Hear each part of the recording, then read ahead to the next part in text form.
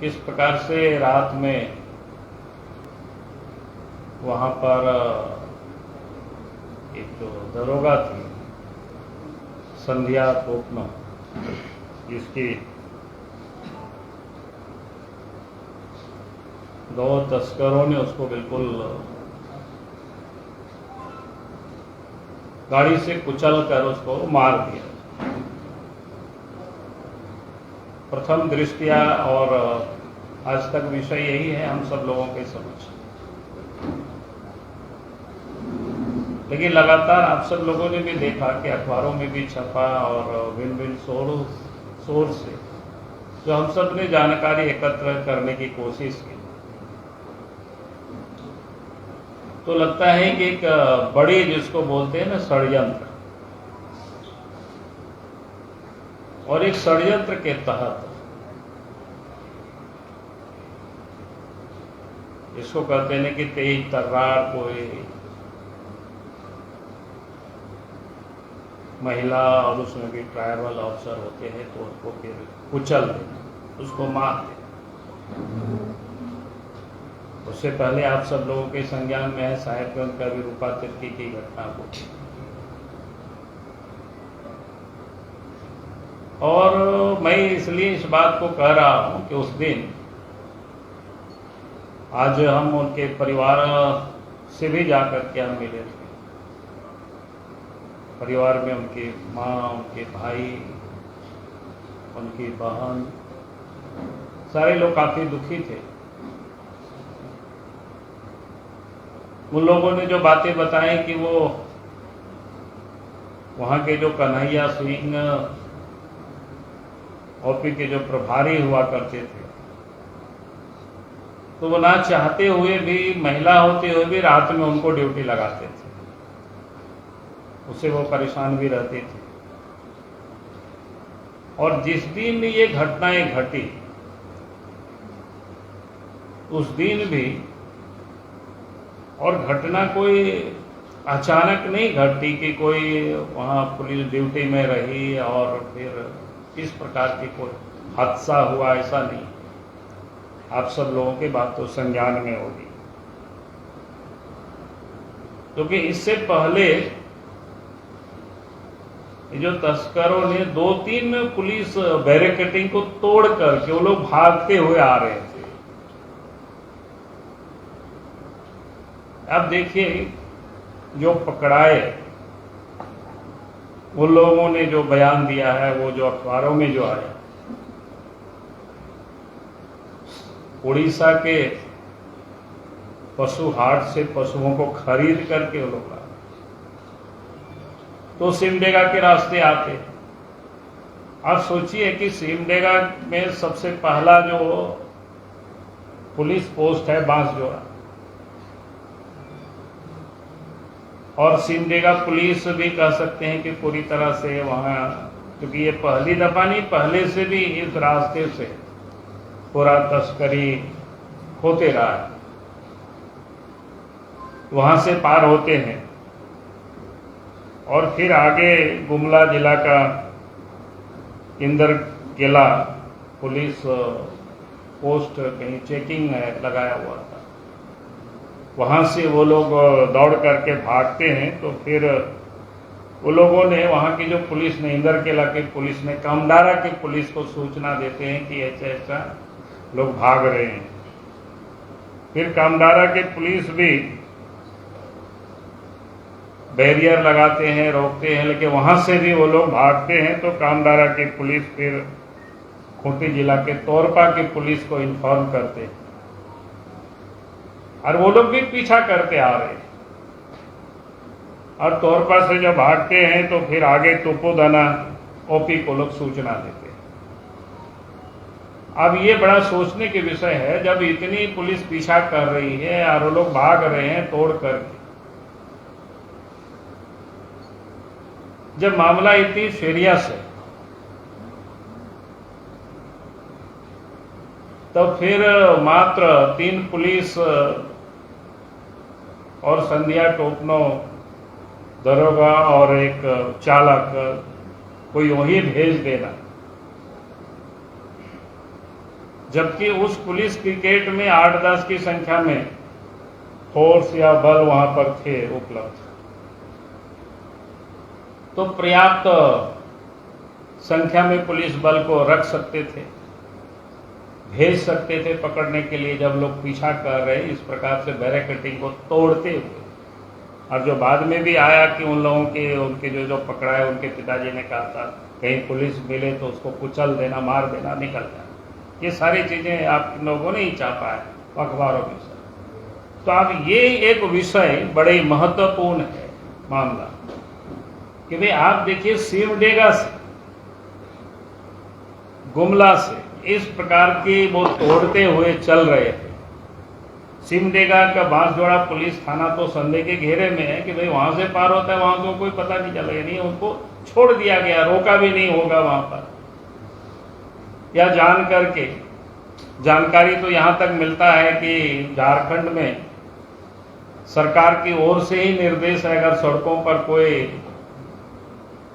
गौ तस्करी होता है तो होने दीजिए, उसको कड़ाई नहीं करना है, उसको पकड़ना नहीं है, शायद इस प्रकार के भी निर्देश है।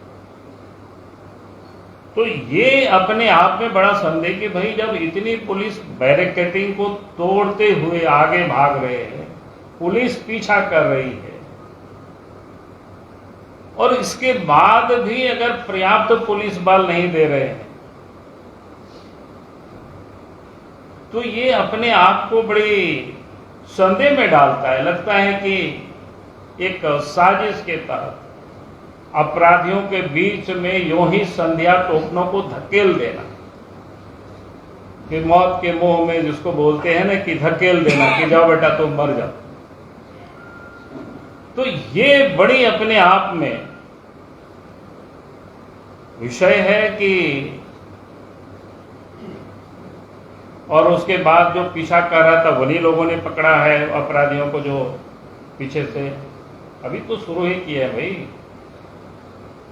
उसके बाद की जो आप सबको घटना है कि आज तक भी पता चला कि कन्हैया सिंह वहां से उनको सिर्फ लाइन हाजिर किया गया है, सस्पेंड तक नहीं किया गया है, जो हमने पता किया। तो आप इसे समझ सकते हो कि वे लाइन हाजिर करना कोई सजा नहीं होता है कायदे से। तो मैंने उस षड्यंत्र की वो भी एक प्रकार से पाठ है, क्योंकि इसलिए मैं कह रहा हूं कि उससे पहले भी अखबार में मैंने देखा कि तुपुदाना उसी ओपी क्षेत्र में क्या बोलते हैं, पहले गोकशी का भी आरोप लगा था और उसमें छापामारी हुई थी, ढेर सारे मोटरसाइकिल वगैरह उसमें अखबारों में छापा है, कौन सा अखबार है पता नहीं। और उसमें तो उसके बाद भी उसमें कोई कार्रवाई नहीं हुई अभी तक, मोटरसाइकिल वगैरह को भी शायद छोड़ दिया गया। यही कन्हैया सिंह वहां पर हुआ करते थे। और उसके बाद जो वहां पर जिस पुलिस अफसर को पदस्थापित किया गया उस तोपुदाना थाना में, वो कोई मीरा सिंह करके खूंटी में हुआ करती थी महिला थाना में। अब वो मीरा सिंह को घूस लेते हुए एसीबी ने वो उसको पकड़ा था, उसका भी फोटो आप सब लोग नेट से उसको निकाल सकते हैं। और वो साफ दिख रहा है, एसीबी वालों ने उसको पकड़ा है रंगे हाथ। और वो भी एक ट्राइबल महिला से वो घूस ले रही थी। ट्राइबल महिला क्या कि उनके जो खुद बेटा थे वो मिलिट्री में है, कहीं पटना में पोस्टिंग थे, किसी ने उनके ऊपर केस कर दिया कि भाई छेड़खानी का। और जब वो थाना उनकी मां गई तो उनको कहा कि 50,000 रुपया दीजिए, नहीं तो फिर आपके ऊपर आपके बेटा बुरी तरह से फंस जाएंगे और फिर नौकरी से भी वो बर्बाद हो जाएंगे। फिर उस महिला ने बड़ी हिम्मत किया, फिर एसीबी को उन्होंने खबर किया और 15,000 रुपया घूस देते हुए पकड़ाए। खूंटी जो महिला थाना के दरोगा थे मीरा सिंह। आप देखिए